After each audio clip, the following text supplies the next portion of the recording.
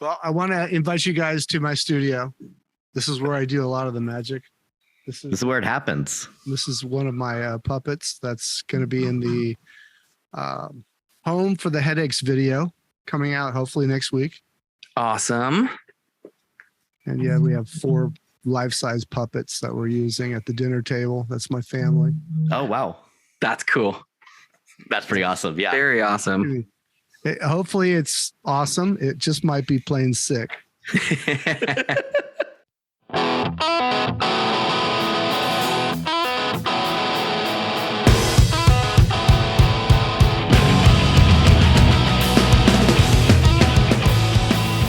Hello, everybody, and welcome to another episode of Beers Per Minute. I am your host, Mick Pettit. With me, as always, Devin Lopez, that way. Hi. And very special guest with us, Spud Davenport. Hello. How are you, friend? Doing well. Yeah, once we get through the muck and mire of the technology, everything's good. Yeah, technology sucks sometimes. Yeah, keeps us on our toes, I guess. Yeah, we had some difficulties for sure, but we're all together now, and that's what matters. That is exactly what matters. That's what matters the most. So, and Spud, where my bottle opener is. Oh, okay.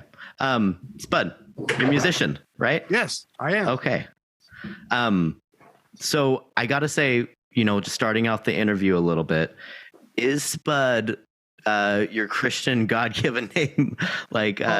God, no. Okay. My mother would never name her little baby Spud. Okay. It's a stage name. Okay. I just wanted to make sure, if it was, no judgment here. So and a lot of people don't get the joke, but if you think about the 2 words, they mean something else. Oh my gosh. Now there you go. Hit you with a puzzle. I'm just going to spend the rest of the interview thinking about it, I guess. Okay. Well, maybe I'll solve it for you at the end. Yeah, it'll be for the listeners to think about and then be solved at the end. Right. Interactive portion. Just call in now. No. Hey, we're planning on doing that at some point. So what got you into playing music? What was your biggest influence?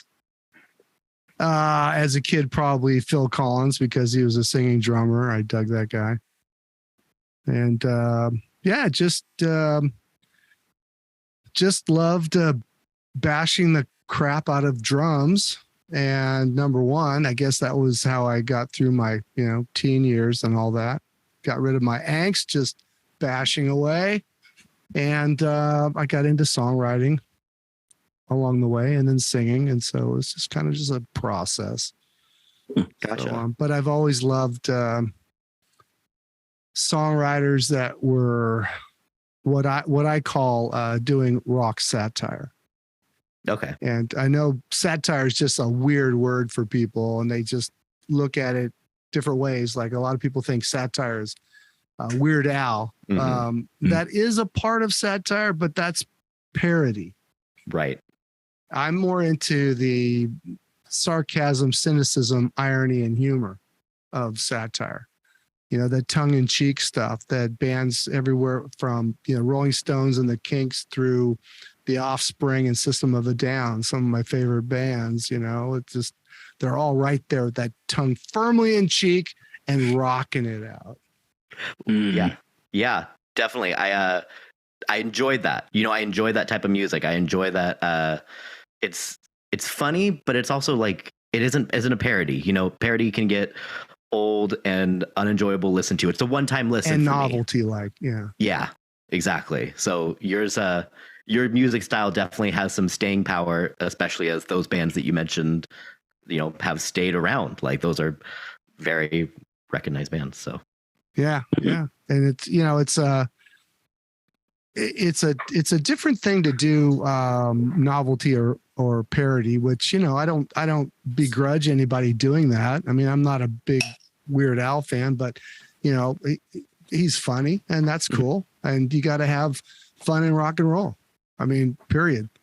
Absolutely. If rock and roll is not fun, to me, it's not rock and roll. It's just plain and simple.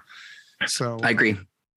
I just I did just to full disclosure here. I Okay. do have one song on the new album that I would call parody. And it's my own take on a Van Halen song, Hot for Teacher. Oh, man. Oh, Now I'm excited. yeah. I want to hear that one. And it's nothing like the original. Okay. Awesome. Zero. In fact, I'm not even playing drums and I'm a drummer. Wow. Man. Really whet my appetite for that one. Mhm. So that's as close to parody as I get. Okay. So you talked about your musical influences. Is there any, like you said, you grew up playing drums. Like, are there any other drummers other than Phil Collins that you really like respect or, look up to? I don't. Oh yeah, tons. Of course, John Bonham, Led Zeppelin, Yeah. Bill Bruford. As a kid, I was a big prog junkie. I was just all, Phil Collins and early Genesis, of course. Oh yeah. Bill Bruford, King Crimson, Gentle Giant, a lot of that stuff. So yeah, Gentle Giant is all-time favorite. Oh, good musical taste there. Yeah, I'm probably showing my age a little bit, but hopefully younger people get into that stuff because it is some of the most amazing rock and roll made, and I don't like to call it math rock because I don't think it really is, especially somebody like Gentle Giant. I mean, there's a lot of math involved, but my God, they did it with so much soul. And John Weathers, the drummer, just really kept that whole thing in like just such a fun groove. And if it was funky or just rocking along, and all these guys are going nutty on top of it. I mean, I love that stuff. That's just. And there's so many layers to it. I actually just the other day listened to the whole Freehand album. I got it out of it was a garage sale or something, just picked it and said, this looks cool and amazing. Love that album. Yes. And if you listen to every little layer that they put in there, it's basically they're just doing row your boat. That's what they're doing. But it does it so well that it just layers everything perfectly. Yeah, and then their transitions and everything. Row your boat. That's very observant. Yeah, they do a lot of that throughout the years. It's pretty killer. I saw them a couple times when I was a kid. Oh, cool. Yeah, very cool. That's awesome. And then the lead singer, Derek Shulman, went on to be an A&R man for one of the major labels, I think Warner Brothers or something. He sold he signed a bunch of bands. A lot of people don't know that of him, which is so contrary to being a prog rock guy. And then you go and you sign a Kingdom Come and Bon Jovi and all these bands. It's like, really? Okay. Huh. So he's had 2 lives. Yep. So yeah, I also have some. I mean, I really dig some of the newer drummers, and if you're hip to drummers, Josh Freese is just tearing it up. That guy, because he plays with almost everybody right now. Oh yeah, he was on tour with The Offspring because their drummer has some. Was like right after the pandemic, and the drummer had some sort of physical immunity problem, so he couldn't go on the road. And so Josh Freese got in. Josh Freese was 19 years old when he went into a studio with a band called Suicidal Tendencies, and laid down the drums on The Art of Rebellion, one of my favorite records. And that guy just kills it. So man, let me just tell you what he's been doing lately. I know this is my interview, but I'll give a little shout out to absolutely. Besides filling in for the drummer with The Offspring, he did a tour with Devo, and he did a tour with Danny Elfman from Oingo Boingo, like all in the last year. It's just nuts how that's for anybody out there that's listening that digs drummers. Check that guy out. Follow him because he's having a hell of a life. Seriously, yeah. Are there any like bands that you've played with that you like? I mean, we know the bands that you've played with, and we've kind of mentioned them. But maybe what are they? And are there any other bands that you've played with over your years of playing music that you really enjoyed or were marked? Yeah, I had a band in Los Angeles, and one of our songs, a song I wrote, got in a movie back in the early 80s called Class. Okay. It was with Jacqueline Bisset and Andrew McCarthy and Rob Lowe. It's kind of a funny movie, but Okay. got a song in there. I still make a few pennies to this day from that. Cool. That was with a band I was in called Toy Music in Los Angeles. Okay. And 2015, more recently, I did an album with my longtime buddy, Charlie Rexick, a band called Leaders in the Clubhouse. And we've had some music placed in movies and got a lot of terrestrial radio airplay on that album. We put out an album called One. So you might have to bleep this, but a couple of the singles were These Goddamn Devices, because we were just dealing with that a little short while ago. Right. Yeah. And the story of a one night stand that wouldn't end called She Gets Loud. Absolutely. Yep. We've listened to that one. A couple times, I feel like. Oh, good. Have you seen the video? That was the introduction. No, I don't think I've seen the video. Oh my God, check out the video. It was done by a lady friend of ours who's a Japanese artist. And so we're all fun bunnies, cartoon bunnies. And it's Very all cool. animated. It's killer. Definitely have to check that out. Check that out. And Leaders in the Clubhouse have a video called Lawn Chairs. That's how we closed the One album. That's our debut album, One, but it's spelled WON. Got it. And the Lawn Chairs is all about what would you do if the end of the world was upon us? And we chose to party. So that's the song. Yeah, I like the vibe. I like the vibe of Leaders in Clubhouse. Absolutely. Like they have a very cool vibe. I would love to see you guys in concert. Nice. Mm-hmm. Yeah. Hopefully another year or so we'll do another record. And very cool. Oh, sweet. Yeah, then we'll definitely have to check you out then. Nice. Actually come. Yeah. Maybe we'll make a trip down. Or Pacific Northwest is one of the places we would go in the first place. So Oh, heck yeah. Yeah. Tight. Let's do a tours, follow you down. That's right. The whole West Coast. Well, this is kind of a good segue then of what is probably your favorite song that you've written, and then maybe why. Wow. I know it's a tough one, especially when you have kind of a large discography to choose from. So yeah, and like a lot of artists and songwriters will say, my favorite baby is my last one, my most recent one. So that's kind of how I feel about it. One that I really dig, which was one of the last ones I finished for this record that's coming out in January, Songs for the Cynical. It was a track that I just bashed out with my buddy Andy, who owns the recording studio that I work at. And we bashed it out, and it was just kind of a parody in a way, because we were just trying to do this grunge thing, this big grunge. I was playing Dave Grohl, and he was going, serious Kurt Cobain or whoever you want to think of back then, guys in Pearl Jam. We were just bashing out this thing. And then a few years later, and I'm getting back to this record, I got the idea of doing it like kind of a love song. And it comes down to where I call it a song about lost grunge love. And it's called Roommates. And if you ever wanted to play that would be the segue. But okay. All right. And we'll throw it in. The album's totally clean, just so you know. It's cool. Totally clean. But yeah, Roommates is one I'm really proud of, just because it was something I was going to throw away, and it turned out to be a real rockin' funny tune. Very cool. That's awesome. So you saved it. You saved it, basically. Yeah. Oh yeah. If you look at my studio, I don't throw anything away. It's like this half of mine, part you don't see. Right on. Yours looks very clean. Oh, that's just because the back wall. Everything else on this side is just trash. He knows. Pretty bad. Yeah, he knows. I should try that.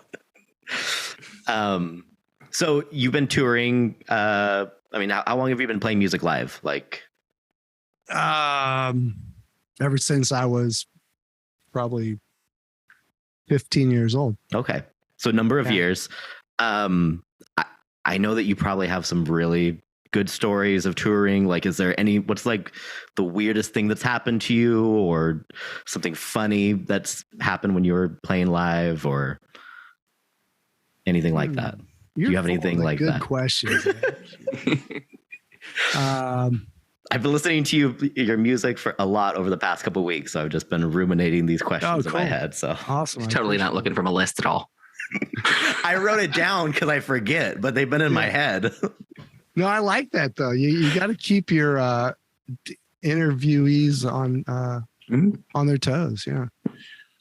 Let me think real quick. Well, there's some funny stories just because I lived in Hollywood for 11 years, and I hung out with so many knuckleheads. And one really funny story, I mean, I guess it's not as funny if you weren't there, but a good friend of mine that I grew up with ended up moving to Los Angeles a couple of years before I did, because he had studied engineering, and he went to Sunset Sound Studios in Hollywood and started working on a lot of projects with people. Well, he was right away working on the early Van Halen records, and he did Prince and all that great stuff of the early 80s. And so anyway, I'm hanging with Terry, that's my buddy, and we were at the Troubadour, which is a club there in West Hollywood. And in comes Diamond David Lee Roth comes in. He says, Terry, how's it going? He introduces me, and he sits down, and he doesn't say, what'll you have? He just tells the bartender, 3 martinis right here. So, and I hate gin, but when David Lee Roth says you're going to drink gin, you just do it. Oh, you just do it. Yeah. So that was kind of a crazy situation. Oh, man. Yeah, there's just some funny stories like that through the years. Just trying to think of people that you guys would know.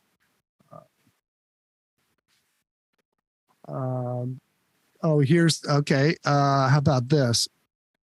You're familiar with Faith No More. Oh, of course. Yeah. Well, Mike Borden was from my neighborhood, and I was his first and probably only drum teacher. Oh, wow. Oh, cool. So that happened. That's cool. Yeah, he's a really good kid. He was the type of student that I would give him something to work on, or several things to work on, and he would come back the next day and say, "More, please." Oh man, so very talented. Also, you've taught. Okay. Yeah, very cool. Hardworking kid. So yeah. So you taught drums as well? Yeah, I did for a short period of time before I moved out of my folks' house. And I didn't like it. I mean, I had the extremes of like Mike Borden, who was, such a workaholic and so into it that he worked all the time on it. And then I had these other little kids that didn't even want to do it. They're just doing it because mom or dad brought them over and they're saying, do it, And so, I had the whole, I don't know, teaching's not for me. My dad was a teacher all his life, and he and I couldn't be further from the polars, or whatever the expression is. Right. Well, teaching somebody is really hard too, especially when you know what you're doing and how to do it. It's like, just do it this way. Let me do it. I'll show you. I run into that same thing with my daughter, trying to teach her with guitar and stuff like that. And she's too frustrated with it, and just like, no, you just have to slow down. And I have to stop myself to be like, just give it to me. Right. Yeah, there's a lot of discipline to teaching. Yeah. Yeah. It's just not my thing. And kids are not my thing either, because my wife and I decided, long time ago, we're childless by choice. Yeah. Yeah. And that's just it. So, if I was more of a kid person, maybe teaching would just kind of mesh and work, but I couldn't be further away from kids if I was a mile away. You have to feel it. You have to have that passion. Right. For sure. Your passion's better. Hey, I would like to grab another beer if I may. Yes. Absolutely. Yeah. Go right ahead, sir. I actually have a little specialty beer here that I'm gonna mix up here. Oh, I saw a little blue label there. How is my word? It's pretty good, actually. How's my track record there with beers here? Pretty good. It's pretty good. Yeah, I'm enjoying it. It's not super bitter. It's like warming. It's pretty drinkable. Doesn't taste like it's 8.3. Is it 8.3? Yeah. Yup. I think this is a great segue into beer talk. Absolutely. So, what are you guys drinking right now? So, go ahead. You go ahead. Oh, You go okay. ahead. So, About 2 episodes now, Mick has been talking about this Elysian Bifrost Winter Ale, and I have not picked it up yet, just because I normally don't.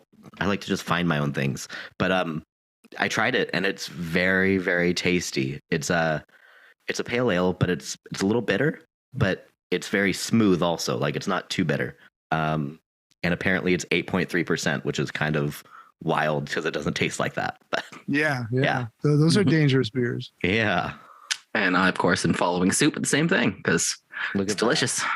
But then I also bought, we had our last guest, he's over in France, was telling us about this really cool mixture of a Hefeweizen and a real Coca-Cola. And so I got both of those to try it. You do half and half. So we'll see how it tastes. And it was a spicy beer, I think is what he called it. something. I wrote it down. I can't remember exactly. It genuinely might have been that. I think it was, yeah, I think it was Schweitzer. Was it? Okay. Yeah. But it has to be the real sugar Coca-Cola. Otherwise it doesn't work. Okay, now you guys named a brand there, which in my world is not really a craft beer company. I'm just. I get that. Yep. I mean, when we're talking beer, I'm sorry, but you just met one of the biggest beer snobs around. And it's not because I live around the corner, literally from Stone Brewery, that I do. Oh man, I wish I was that close. They're delicious. I'm delicious. I'm having a double IPA delicious right here. Oh, That does look tasty. I like the font on that too. Yeah. Ooh, what's the ABV on that one? Oh goodness gracious! I don't know if I want to know.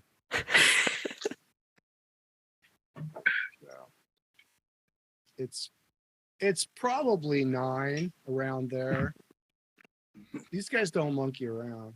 No, I think it's either the arrogant bastard or the double bastard I forget which one's my favorite, but I think it's the double bastard. That one's really good. Okay. The label just is kind of sucky for them because I can't read it, but maybe they don't want you to read it. Yeah, that's okay. You just drink it. Don't worry about it. It's one of those. Yeah, don't worry about it. Yeah. So it's a kind of a craft beer capital here in San Diego, and I don't know. I've been all over it, like with both hands and both feet for 20 years now. What do you tend to drink normally when it comes to beer? I mean, like, what is your go-to style? Well, I'm a hophead for sure. Okay. Yeah, I like hops. I like Mosaic and Nelson and some of the stuff that I just, you could put that in Coca-Cola and I would love it. Yeah. I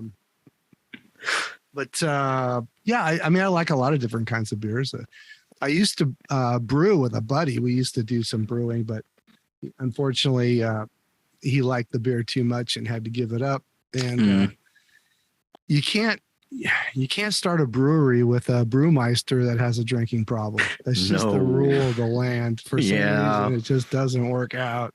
Mm-hmm. But we did a killer mango Hefeweizen that was like 8.5%, and whoa, for a hef? Yeah. Wow, that's way up there. They're usually way low. And people used to call it the date rape beer. Because it's delicious and you just don't know it's that strong. Exactly. Pops you out, man. That does sound tasty. I mean, I'd love to get a peek at a recipe if you do have one. Well, let me see what I could do on that, because he doesn't have any reason to hold these things back. He can't brew anymore. So Right. And I've been trying to get the other guys here to actually sit down and brew some beer with me. Him and the other co-hosts have never done it. So Never done it. No. Want to, but we're working on a beers per minute beer. That's my goal. Yeah, it's a lot of fun. It's a lot of work, but it's a lot of fun. Yeah, yeah, totally. And it's just been like the culture here for so long. Obviously, everything kind of slowed down with the pandemic and the and a lot of these places. San Diego was just so oversaturated with nano breweries and microbreweries and blah blah blah, and not everybody survived, of course, and it seemed like that was going to happen, but of course we didn't see a pandemic happening, right? That kind of thinned the herd really quick, right? But we've got the big, what I call the big three, AleSmith, Stone, and Ballast Point, still going strong. So AleSmith, I don't think I've had anything from AleSmith that I know of. Yeah, they were early on too with Stone and Ballast Point. Okay. Yeah, I don't think I've even seen them around. You have to look them up. I highly recommend Modern Times. If you can get a hold of some Modern Times, it's a killer brewery. Okay. Yeah. You open a tab there? Yes, I'm opening tab. Write them down. Yeah, that's a good one. So you've got a few good breweries up there. I'm trying to think what's up there around Seattle. I have not been up there for so long. Oh man, what do we have up in Seattle? I mean, Elysian is probably the biggest one out of Seattle but they're more mainstream, I think. But for micro things, I gotta give love to old Raymond here, Wild Man Brewing. They do some amazing stuff. Yeah, they're little local guys that started 2019 and they made it through the pandemic, and they are just hauling. They have a whole another location in Olympia, and they do beer and mead, and they do some wines as well. But like their biggest thing is their Destitute IPA, which was their staple that they started with. And that one was around 9% or so, but it's just delicious IPAs. Cool. Very cool. Do they have distribution outside of the area yet? They're starting to get that. Okay. Mm-hmm. Well, when they do, put it on my radar. Definitely. Okay. I mean, I might be able to hook you up with some stuff. I was just gonna say, I'm like, we can hook you up with some things. A little sampler down to Spud, like that. Yeah, we'll give you a little wild pack. Beers? I think we can. Yeah, you can under certain things. I think there has to be fragile and labeled and all that. But yeah, put in the nice styrofoam whatnots that are going to get. Yeah.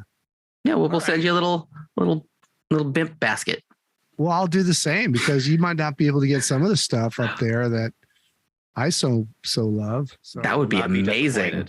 Yeah. Then we could talk about it on the show and everything. Sure, absolutely. You have more reason to have me back. Oh, of course. I mean, we already have more than enough reason.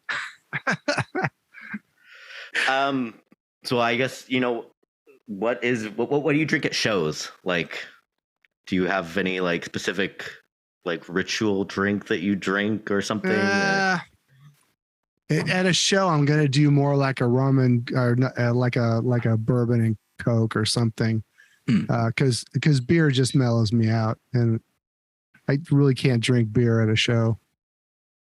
I need to stay up. I need to have the brain functioning. Yeah. I need to remember lyrics.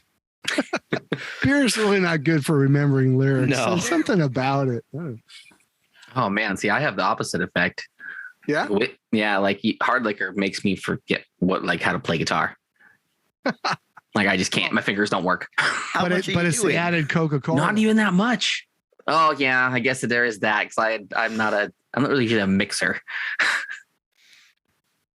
You can't just drink a whole fifth, Well, I mean, that's the cheat. Is I use the Coca-Cola. That is the pro tip. Yeah, but I mean, for most musicians, the best thing to do is not drink at all except water, and then when you're done, Right. go crazy, Tear it up. tear it up. Yep, there's just too much on the line, and I hate sloppy shows. So, And I've been to a few of those. There's been the guitarist or somebody was just too trash and like, yeah, well, that sucked. He's ruined it for everybody. yep, that's what it comes down to. Yep. Because when it hits them, it's always like their most famous song or the song that everybody wants to hear. Every single time. Yeah. No, I was actually thinking about your tour. For the next tour you're coming, like we could probably hook you up with Wildman too in Olympia out there, because they have a nice venue. So. Oh, really? Yeah. They have a stage and the whole deal. Yeah. We actually just did a little event there a couple weeks ago, so it's all warmed up and ready to go. All right, that's good to know. Well, Songs for the Cynical. This is your new album coming out late January, right? Correct. Okay. But coincidentally, wait, let me ask you, when is this show airing? So this is coming out on Wednesday. Okay. So everybody knows that it's pre-recorded, right? It's not Yes. it's not a surprise to the okay. No. So today being Friday night, and that's why we're drinking like monkeys. Exactly. The first single, Home for the Headaches, dropped today. Today. Today it is available for people to spend their 99 cents and put it on their phone and get it on Spotify and whatnot. It's Awesome. all there. Sweet. So I had to get it in for the holidays because it's kind of a holiday song. It is. It is. Talking about the worst part of the holidays. So Yeah, everybody else. It can be the worst part. Yeah, I mean, depending on your family. Yes. Yeah. And I think we both have that kind of family. Yeah, that was inspired by my family through the Trump years. So Got it. Okay. Well, no, we loved Home for the Headaches. That was a great song. Songs for the I'm Cynic. sorry, which one? Home for the Headache. Oh, Home for the Headaches. Okay, cool. Awesome. Song for the Cynical. Is there any other like information you can give us about it? Like any, I don't know. I mean, well, okay. We know that there's a Hot for Teacher parody, but not necessarily a parody. So got that little. Well, the listener will be the judge of that. Right. The first song on the record it's just a 75-second little thing that I made. I wrote it and recorded it because I kind of wanted it to be the intro of some sitcom, and maybe I'll finally get there with it, but it just seemed like a perfect track to open the record. It's called Come Inside, and it's just talking about how crazy the world is, and all you got to do is come inside here, and that means come inside the record, put the headphones on, get inside this record and just escape for 42 minutes, excuse me. And I spent a little bit of money on Fiverr because I found this really cool animation artist, and he did a 45-second or what is it, 75-second video for this tune. And it's really awesome. So if you guys haven't seen it, I'll send you a link. Okay, definitely. But it's called Come Inside. I think it's searchable. Come Inside and Spud Davenport. And it's me as a superhero comic character. Awesome. I'm trying to save the world. So it's kind of the theme of the record jacket and the whole thing. So. Okay. Awesome. That's actually the picture I put during the ad on the last episode. So on YouTube, that's what people will see if you're just standing there all stoically. It's a great picture. Yeah. It's great. Yeah. So that's going on there. And then the second single that's coming up in January is Enjoy Every Sandwich. And that's kind of an uplifting song for me. There's not a whole lot of, there's a little bit of moroseness, if that's a term. But there's a good moral at the end of the story. It's just like whatever's going on, just, count your blessings and enjoy every sandwich. I got that idea from one of my songwriting heroes, Warren Zevon. I don't know if you guys know of Warren Zevon, but I don't think so. I he's probably best known for Werewolves and End and that's Warren Zevon. Mm-hmm. Okay. He was big in the 70s, and he was very much a rock satirist. And he was dying from mesothelioma, or however you pronounce it. And he was good friends with David Letterman. And one of his last recorded visit to Letterman's late night show, Dave asked him, going through all this cancer and everything, like, what have you learned? And he thought about it for a second. And Warren said, enjoy every sandwich. And so I took that and ran with it.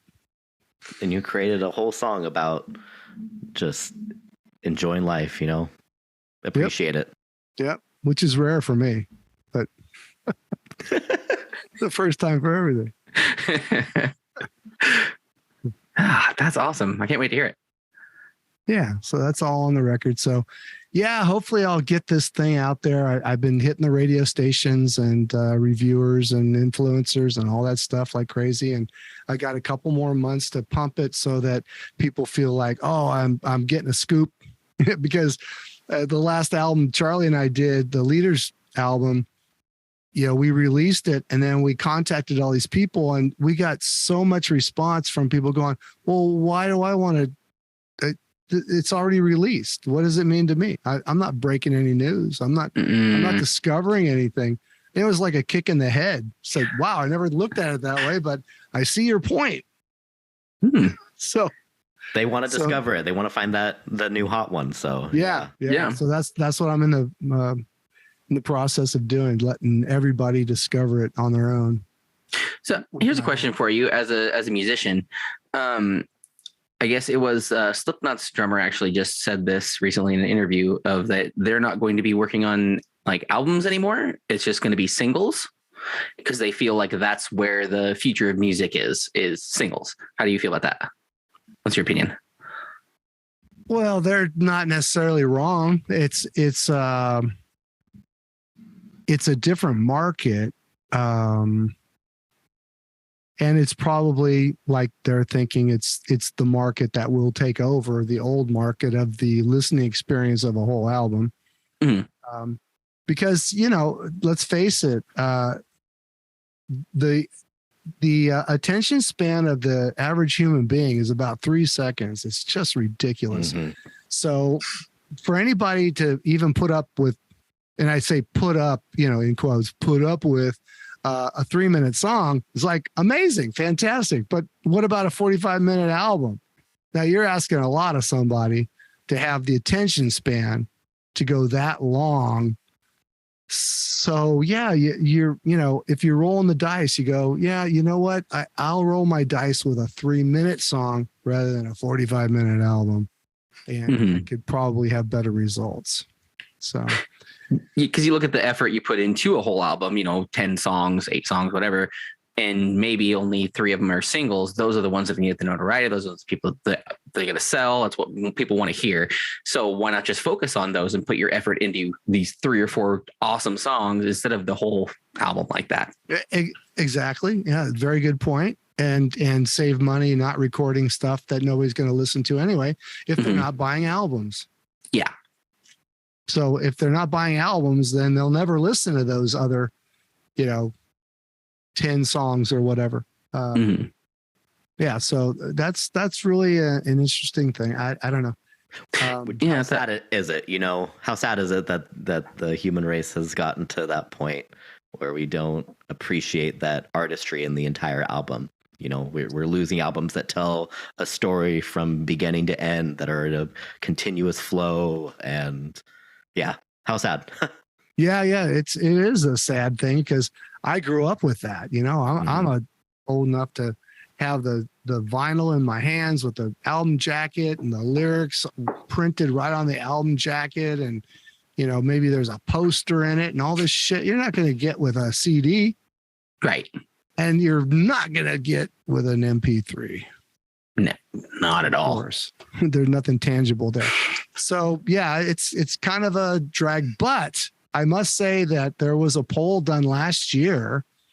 I don't know if it had anything to do with the pandemic, but CD sales were up. Interesting. So, yeah. So I don't know why. I know vinyl's been going up because a lot of people are, getting all audiophile, and they, it's kind of a trendy thing, I guess. Yeah. It comes and goes, but, it's whatever your collection is built on.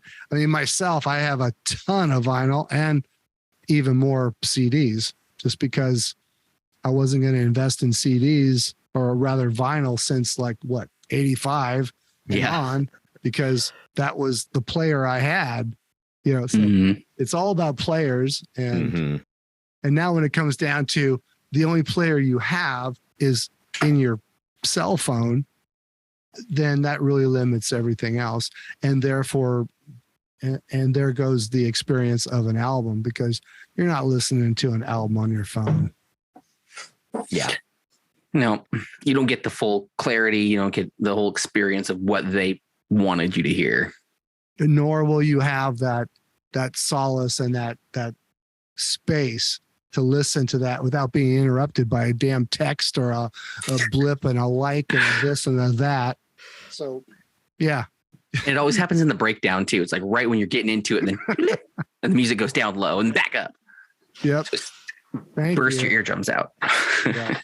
That's why, real music lovers have to get back to some other device outside of their phone with the headphones. Yep. Yeah. The only phone should be headphones. Well, yes. I mean, I love vinyl because I love that it's purposeful music listening. You sit down and you're listening to music. That's something that you're choosing to do and choosing to partake of that. Yep. But, it has been interesting. A lot of the bands I've been going to see, they've been doing vinyl at the concerts and selling them there. And man, that does not sound like I haven't bought any at the concerts. I've bought them elsewhere, but that does not sound like a very fun experience to be in a concert, in a mosh pit holding an LP across your chest. I've seen a couple people do that, and I'm like, man, I would not be doing that with my new vinyl.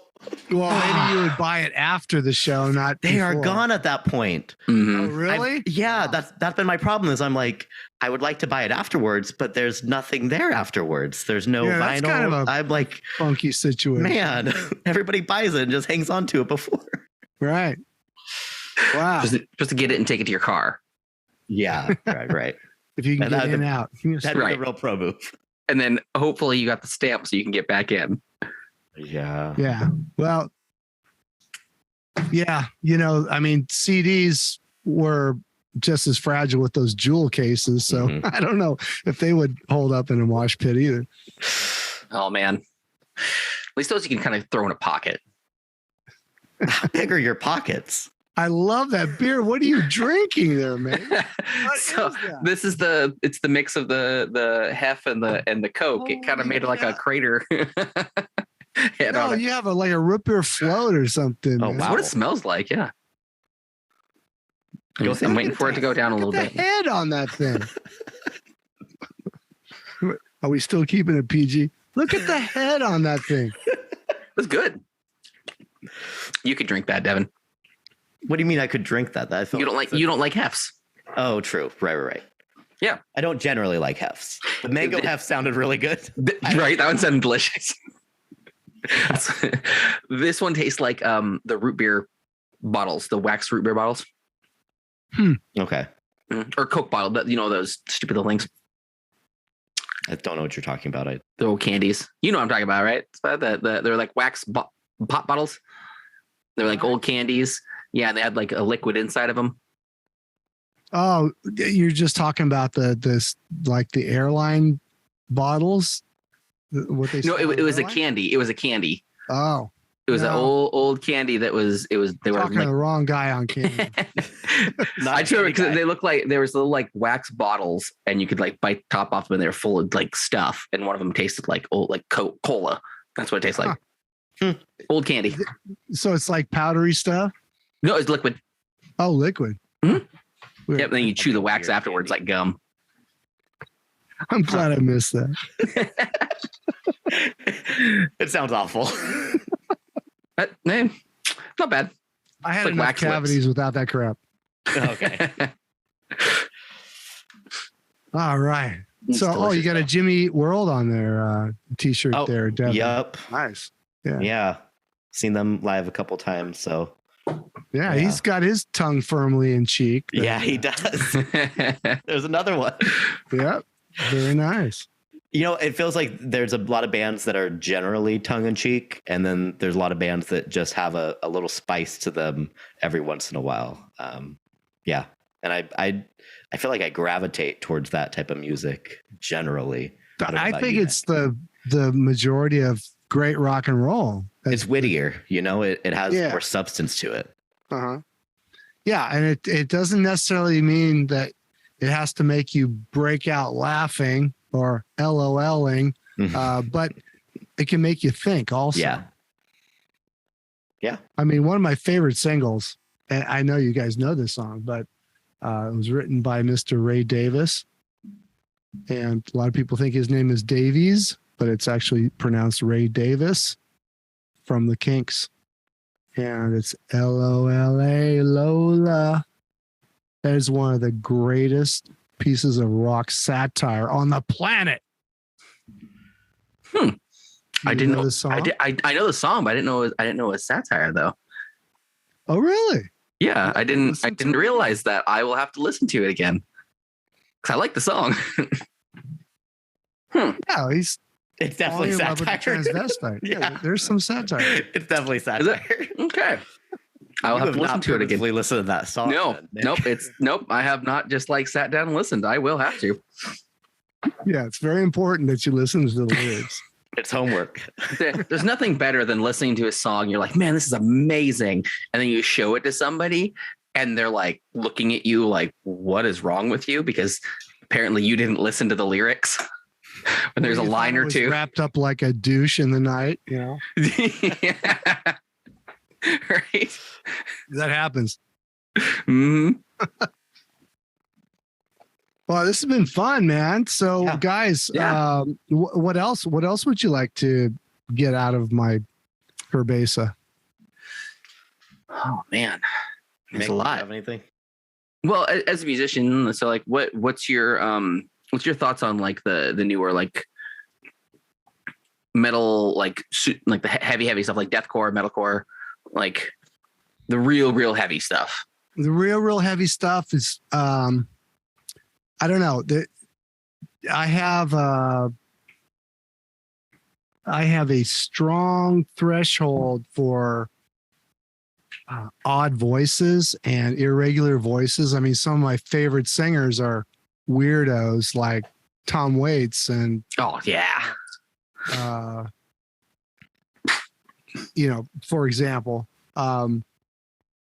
some of the really hardcore stuff, while it's energetic as hell, number one, I'm not a big fan of all that double kick stuff because it just it sounds like a machine, and I lose the human quality because some of these drummers are so unbelievable that they are literally machines and not really human. And I know that they're doing it, Yeah. I know that they're humans doing it, but it just sounds like machines to me. It's a style, and that's all cool. The singing, though, if it's like really just all the time screaming and all that, there's not enough variety for me. okay. I mean, one of my favorite bands in the last 25 years is System of a Down. Mhm. Those guys have it all. They have the Dead Kennedys influence, the Frank Zappa influence. They got, the Metallica. They got the whole thing going on, where including melody, dynamics, and that satire, that cynicism, and that's what I love. And I love those guys. I'm so pissed that they have come out with almost nothing in 20 years. I know. I'm irritated 18 with that. years, whatever. Yeah. It's so Yeah. wrong. But because I got into metal like early on, like with Korn. Like that was probably my introduction to like the new metal scene. Was I saw Freaks, Freaking Unleash on MTV back in the day when MTV was actually good. Uh-huh. And I've loved that genre ever since, just because you can get so much emotion out of metal. And a lot of people just think it's, just screamy and angry and why are, you're just so mad about everything, but it's not necessarily the anger that's coming out there. It's all the emotions that you're not really wanting to put out there, especially as a man. You want to be as stoic as possible and try to not put on a lack of better words, weak face when you're doing it. So this kind of music like really shoves that out there to where someone's talking about like maybe their breakup or somebody that, something happened to them or somebody died and they couldn't physically express those things, but this is the only way to do it. And I found like that with me playing that heavy stuff, that it gets those emotions out so well. And you come up with some amazing, amazing riffs too. Sure. Oh, Korn's a great band. Mm-hmm. Yeah, absolutely. I also love a lot of Marilyn Manson. Same kind of thing where, it's God, it's so tongue in cheek. It's ridiculous. But then again, it keeps you engaged. Yeah. Or at least it keeps me engaged anyway. I can't speak for everyone else, but there's so many great acts out there. And even like the whole blast of punk pop bands, I call them punk pop bands. Mm-hmm. Say that 50 times fast after a few beers. Like our local Blink 182, Tom's a friend of mine. I love him to death. And I'm glad he's back with the band. It's obviously important to the fans because they're just blowing it up now that he's back. It's kind of nuts. But I mean, I always love that kind of thing, Green Day. Who else is doing that kind of thing? I mean, Dexter with The Offspring is one of the greatest rock satirists songwriters in years. I mean, I think, there's a lot of good talent out there, and it's just all across the board as far as, style and all that. I think, a lot of older cats, they think, oh man, rock's dead. Oh, bull. Rock is far from dead. Yeah. You got a lot of stuff coming up. You just have to open your mind and just get into it and just realize what's going on. Are you guys familiar with a band called I Don't Know How, But They Found Me? No, I don't know that one. Check them out. Oh my Lord. I don't know how, but they found me. I don't know how, but they found me. You heard it here first. Man. Yeah, they've been around for a few years. Dallin, the lead singer, bass player, played for a short period of time with Panic at the Disco. Oh, but he wasn't the lead singer, but he's a hell of a lead singer. And it's basically him and his drummer friend, and they do all the vocals and all the instruments. And then they tour with, additional musicians, but they are a hell of an act. They have a lot of Queen influence. I mean, Freddie Mercury was one of the great satirists, in my opinion, in rock music. So they have a lot of that going on, a lot of sparks. I just love all that stuff from the 70s. Well, I think it's also interesting, you were talking about how a lot of people say like rock is dead, but all these bands that people are listening to are so heavily influenced by these great bands, these rock satirists that had that real quality behind their lyrics. And they influence everything we listen to now. They have such a heavy hand in it. So whether or not it's, they're listening to it currently, they have it flavored whatever people are listening to now, Yeah, it's all connected for sure. Yeah. And if people can listen to a band like I Don't Know How, But They Found Me, and they go, wow, his influence was Freddie Mercury. If they're living under a rock and they don't know who Freddie Mercury is, then they can go check them out. I mean, it's all good. I mean, a lot of people, even in the 80s, there were some people that they thought that You Really Got Me was an original song by Van Halen. Jeez Louise. These things are meant to be for you to wake up, go check out the original band, and expand your musical palette and listening world in general. Right. Especially when we have it all on our phones, Yeah. There should be no reason why you're not at least trying to dig for it. So. Exactly. We all have pocket computers, for crap's sake. With the world's library of music. Do a search. You know how to do a search. If you don't know how to do a search, you need to get a jitterbug.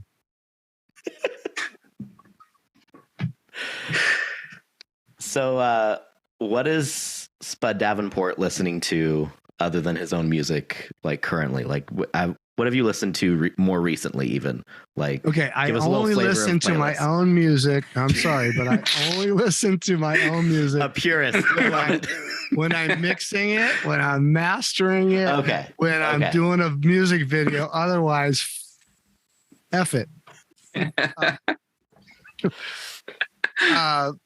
What am I listening to right now? Okay. A little playlist maybe that we could, a small little sampler of what. Well, somebody that I just, I lost touch with, I never knew the guy, but I lost touch with his music, but he came around recently because he had a song in a TV commercial, is Reckless Eric.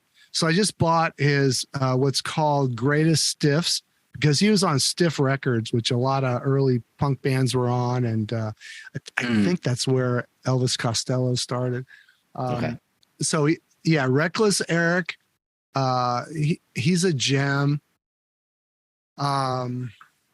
There's a really cool record that not all of it's fantastic, but it's the new one by Todd Rundgren.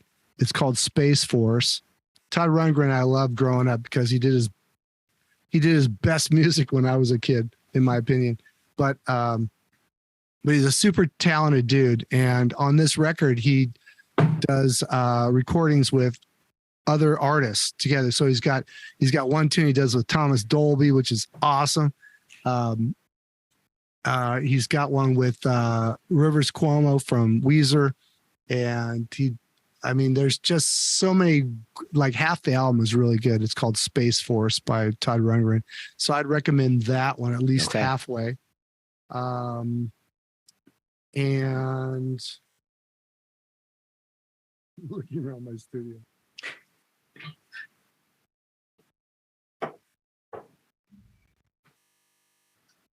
I like the new Pretenders too, because I'm a big Chrissy Hine fan. Okay. I'd put that in there. Talk about an American rock satirist. Chrissy Hine, one of the top 5 in America. At least female. At least female. Put that in there as a little disclaimer. Debbie Harry's pretty good too. There's a few. Grace Slick. Yeah. Okay. But and like I said, I don't know how, but they found me. Great band. Yep. There's a really good band that I follow called Seven Horse. They're Los Angeles band. Okay. 2 guys who used to be in that band Dada that did I'm Going to Disneyland, the big hit in the early 90s. I don't know if you remember that hit. I don't. I'm Going to Disneyland. Yes. I haven't thought about that in a long time. I've heard that one before. Yeah, so the 2 of those guys formed this band Seven Horse. They got a lot of really good tunes. Went up and saw a showcase of theirs up at the Roxy in Hollywood just a couple weeks ago. So yeah, those are good bands. Those are ones that I'd put money behind if I was a music buyer. But more importantly, come on, Songs for the Cynical coming January 27th.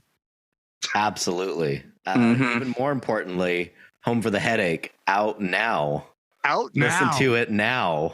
And go listen to it. You should have listened now. You should have stopped the podcast and went and listened to it right as soon as we talked about it. So stop it now and go listen to it and then come right back and finish it off here.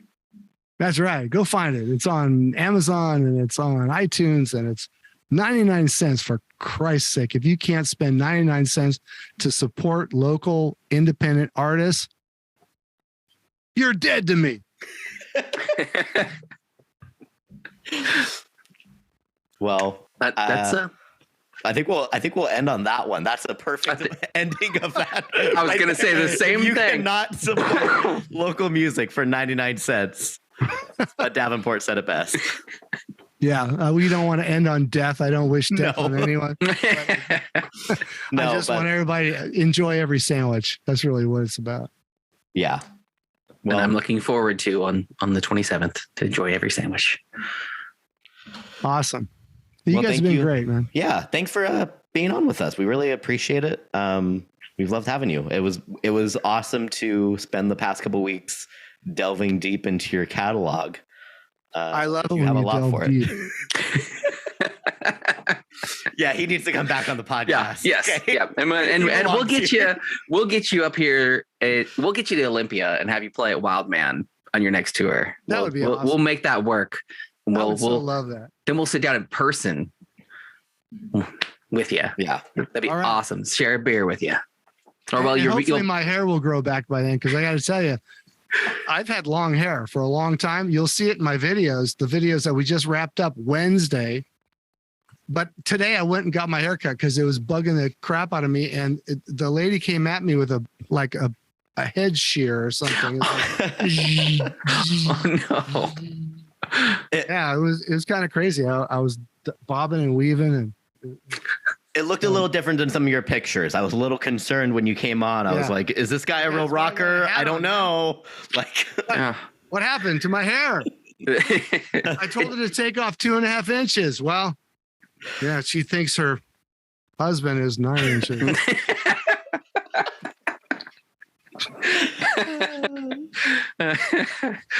Well, thank you again for being here with us, Spud. Hey, my pleasure. We loved your music, and we're going to be listening to it even more. We're going to put all the descriptions for everything, or all the links for everything down in the description. Follow him on all the socials. You're on Twitter and Instagram, everything. Yeah, I'm the only Spud Davenport on the internet. So you just go Spud Davenport, Google, boom. It's a very recognizable picture too on Twitter. And to wrap this up, no one knows what that moniker means, huh? I don't have it. I'm sorry. I don't either. Okay. Well, let your audience think about it and get back to me. Okay. All right. Leave them hanging. We'll see if anybody gets it by next week. All right. Sounds good. If not, we'll just keep thinking about it and see if anybody gets it. Yeah. Why give it up now? Exactly. All right, guys. Thanks again. Thank you again. You have a good night. It's been a blast. Yeah. All right, everybody. Bye. Bye. Enjoy every IPA. That's the tagline. Yep. See ya. Bye.